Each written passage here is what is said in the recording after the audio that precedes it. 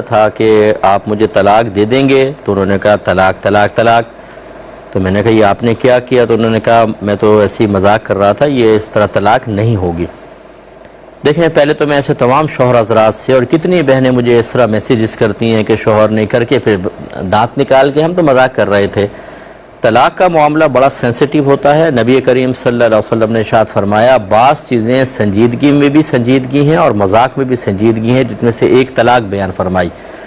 ہم نے دین سیکھا نہیں ہوتا، ہم نے پہلے مسائل معلوم نہیں کیے ہوتے، ہم یہ مذاق مستی کر لیتے ہیں. پھر جب حکم شرع سخت لگتا ہے تو ہم کہتے ہیں یار اتنا دین سخت کوئی ہے. یعنی آپ کچھ بھی کرتے رہیں، پہلے دین نہ سیکھیں، دین کے خلاف چلتے رہیں. اب دین چنگم کی طرح جس طرح آپ چاہیں اس کو آگے پیچھے کر لیں اور دین آپ کے موافق فیصلہ کرے.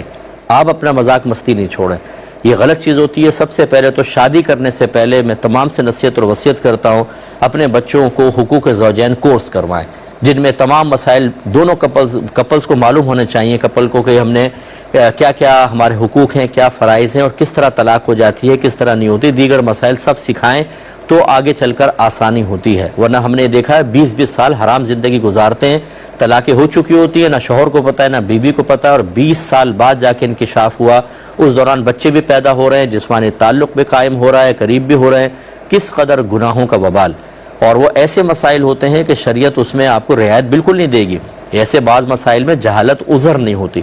تو پہلی بات تو یہ. دوسری بات یہ ہے کہ جو یہ مسئلہ ہے یہ یاد رکھیں کہ بیوی کو طلاق اس وقت پڑے گی جب اس کی طرف طلاق کی نسبت لفظوں میں ظاہر ہو یا شوہر اپنی نیت ظاہر کر دے. مثال کے طور پہ لفظوں میں ظاہر، جیسے میں نے تجھے طلاق دی، یا کوئی کہے میری بیوی کو 3 طلاق، یا کوئی شاہدہ نام ہے تو شاہدہ کو 3 طلاق، یا اشارہ کر دے اس کو 3 طلاق. تو یہ اس نے نسبت قائم کر دی، نے طلاق کا تعلق اس ذات کے ساتھ کر دیا ہوگی. یا اس نے کہا طلاق طلاق طلاق اور پوچھا بھئی کس کو طلاق دے رہو، کہا کہ زوجہ کو، تو اب اس نے چونکہ تعلق قائم کر دیا ہو جائے گی. لیکن اگر صرف یہ بولے طلاق طلاق طلاق، اب دیکھیں نسبت تو ہے نہیں ہوگی. اور جب اس سے پوچھا جائے کہ کیا آپ نے بیوی کو طلاق دی اور وہ قسم کھا کر انکار کر دے کہ خدا کی قسم میں نے بیوی کو طلاق دینے کا ارادہ نہیں کیا، تو پھر نہیں ہوگی. کیونکہ اس لفظ طلاق کے اندر کوئی اضافت نہیں ہے، ٹھیک ہے نا. اسے طلاق دی، بیوی کو طلاق دی، یہ ہیں پورا جملے سے بیوی کی طرف نسبت ہو گئی. تو لہذا جو مسئلہ ہے اس میں بظاہر تو ایسے ہی ہے کہ شوہر نے اگر انکار کر دیا، قسم اور کھلوا لیں، اگر وہ کہتا ہے خدا کی قسم میں نے طلاق کی نیت بالکل تمہیں طلاق دینے کی نیت نہیں کی، تو طلاق واقع نہیں ہوگی. ایک تو مسئلہ یہ تھا جو تھا. پھر دوسرا یہ آپ نے کہا کافی عرصے بعد وہ کہتے ہیں مجھے تو یاد بھی نہیں رہا، پتہ نہیں کیا میں نے کہا تھا اور کس نیت سے کہا تھا.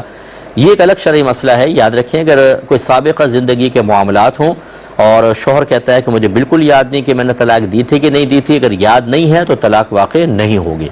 لیکن اگر زوجہ کو مکمل طور پہ یاد ہے کہ شوہر نے غلطی سے ہی، یعنی اس میں تو طلاق نہیں ہو رہی، یہ بہن ذرا مطمئن رہیں ورنہ وسوسے کا شکار رہیں گے. لیکن فرض کر لیں کہ نہ بیوی کو پتہ نہ شوہر کو طلاق دے دی، اب بعد میں بیوی نے 10 سال بعد مسئلہ معلوم کیا اور پتہ چلا کہ اس زمانے میں طلاق ہو گئی تھی، اور شوہر کہتا ہے مجھے یاد نہیں، لیکن بیوی کو تو یاد ہے نا، تو اس کو پھر شوہر سے دور رہنا ہوگا.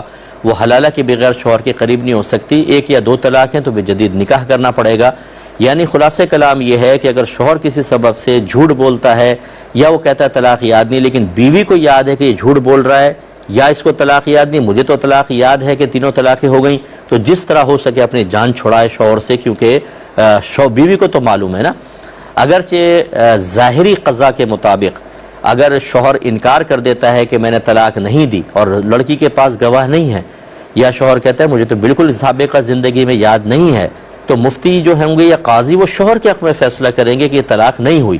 اور اگر لڑکی اس فیصلے کو قبول کر کے ساتھ رہے تو گناہگار نہیں ہوگی. لیکن ہمارے فقہاء نے لکھا ہے کہ یہ مروت کے بھی خلاف ہے اور باطن کے خلاف، باطنی صفائی کے خلاف ہے کہ لڑکی جانتی ہے تو پھر وہ کیوں ساتھ رہ رہی ہے. لیکن وہ ظاہر قضا کا اعتبار کرتے ہوئے، ظاہری فیصلے کا اعتبار کرتے ہوئے رہ بھی سکتی ہے، اس کی اجازت ہو سکتی ہے. تو اس لیے بعض متقیہ بچیاں ہوتی ہیں وہ نہیں رہنا چاہتی ہیں یا گھر والے راضی نہیں ہوتے ہیں، تو پھر جب اس طرح کی صورتحال ہو وہ بچی کو بالکل علیحدہ کر سکتے ہیں. یہ ذہن میں رکھیں.